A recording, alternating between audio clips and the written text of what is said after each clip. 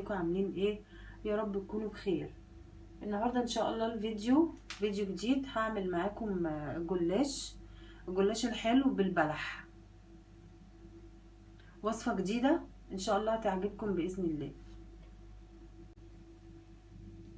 قبل ما نبدا الفيديو ان شاء الله اللي ما اشتركش في القناه يشترك في القناه ويفعل زر الجرس عشان يوصلكم كل جديد. ان شاء الله هبدا معاكم في المقادير. انا معايا لفه جلاش دي نص كيلو جلاش، ومعايا بلح اسود. البلح اسود انا طبعا منضفاه من القشره بتاعته اللي فوق، الكفر بتاعه اللي فوق الاسود، ومفصصاه. يعني سهله وما فيهاش اي حاجه. انا بس حبيت اختصر الفيديو وعملته على طول، قشرته وجهزته. ومعايا سمنه لدهان الجلاش. انا جبت الصينيه اللي هعمل فيها الجلاش. هبتدي ادهنها بالسمنه. ادهنها كده اهو كويس، علشان طبعا الجلاش من تحت يبقى فيه طبقه سمنه كويسه عشان ما يلزقش، والجوانب برضو نفس الطريقه.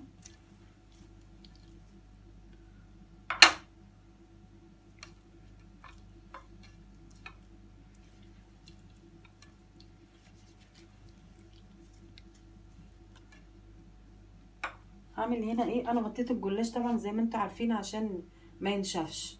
هبتدي اخد ورقه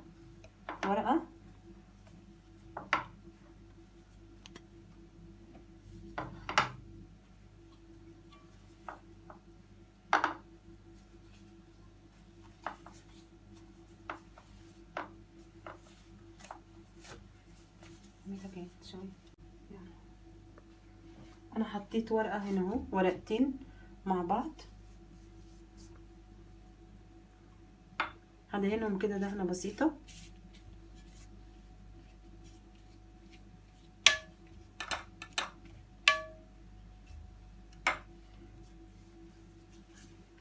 واحط برضو ورقه كده اهو. هحط الطرف برضو لبره عشان عايزه ابطن الجوانب، عشان لما اجي احط الحشوه ما تطلعش من الجوانب وتلزق في الصينيه. نجيب بسيطه كده هنا.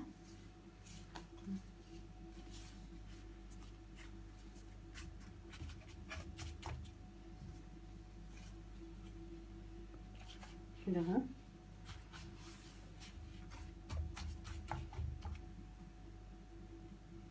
ادهن، مش لازم بين كل ورقه وورقه، بين كل ورقتين ممكن ادهن السمن علشان ما يبقاش مليان من السمنه، او في الماده الدهنيه بتبقى فيه كتيره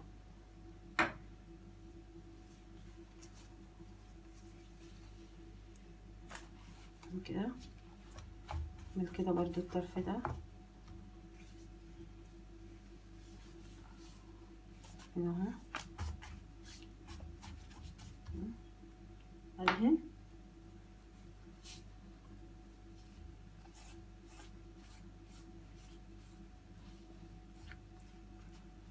دهنه بسيطه. البلح الاسود اليومين دول موجود في السوق كتير، انا حبيت استغله واعمل بيه صينيه جلاش. انا مش اول مره اعملها، انا جربتها قبل كده.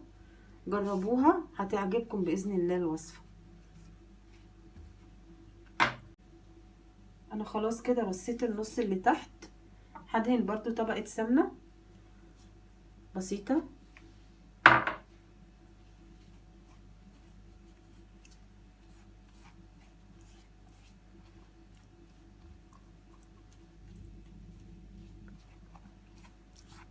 كويس كده، عشان الطبقه دي انا هحط فيها البلح.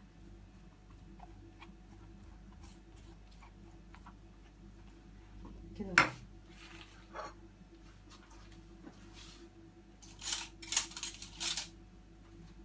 انزل بقى بالبلح.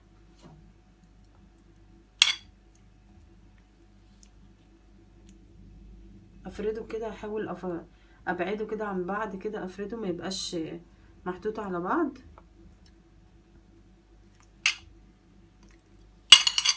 كده كله. بعد كده ايه، ارتبه.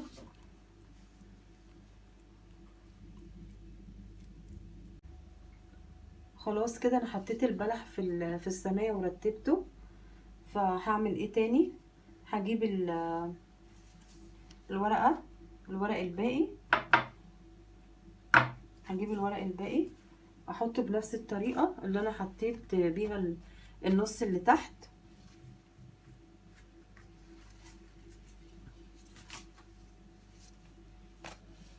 كده اهو. احطه كده، ادهن كده اهو. برضو نفس اللي انا عملته في النص اللي تحت اعمله في النص اللي فوق، دهنه كده بس بسيطه.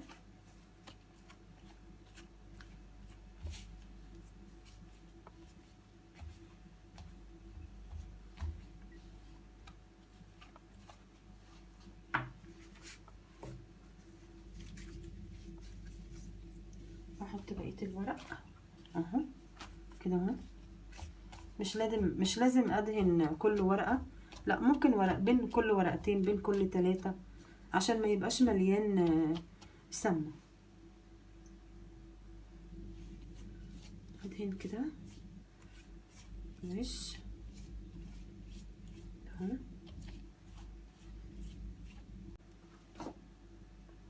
انا هكمل تقفيل الصينيه الطبقه اللي فوق بالجلاش، ولما اخلص هرجع لكم تاني.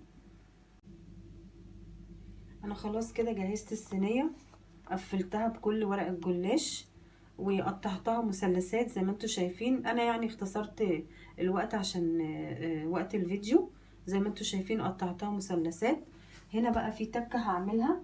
انا هجيب كوبايه لبن. احنا في العادي لما بنيجي بنعمل صينيه الجلاش بنسقيها بالشربات. انا دلوقتي مش هسقيها شربات، انا هسقيها لبن. انا معايا كوبايه لبن وهحط عليها معلقه صغيره بس بيكنج باودر. بيكنج باودر علشان ينفشها وعلشان ما تبقاش مكتومه. معلقه صغيره اهي، ادوبها كده في اللبن. واحط ايه بقى تاني؟ معلقتين سكر.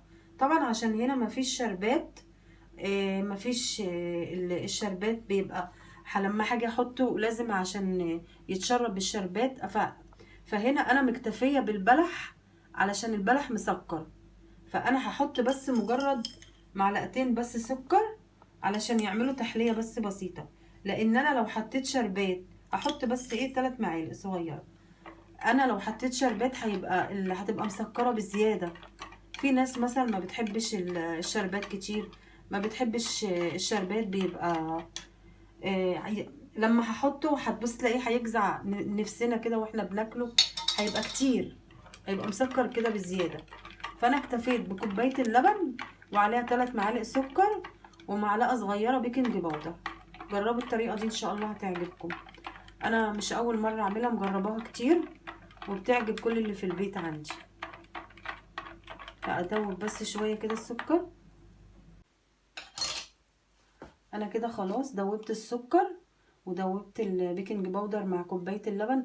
عايزه اقولك بس حاجه صغيره بالنسبه لكميه السكر، ترجع لك انتي تقدري تتحكمي فيها، عايزه اكتر عايزه اقل اللي يريحك. هبتدي انزل باللبن كده اهوت، واحده واحده لحد في الجوانب كده بالذات عشان ما تنشفش كده اهو.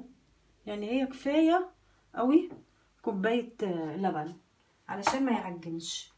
ابتدي بقى كده اهوت افتح بس فيها شويه علشان اللبن يخش في الجوانب عشان ما تنشفش، عشان الجلاش كله يتشرب من اللبن. دي عليها حته قشطه اللبن.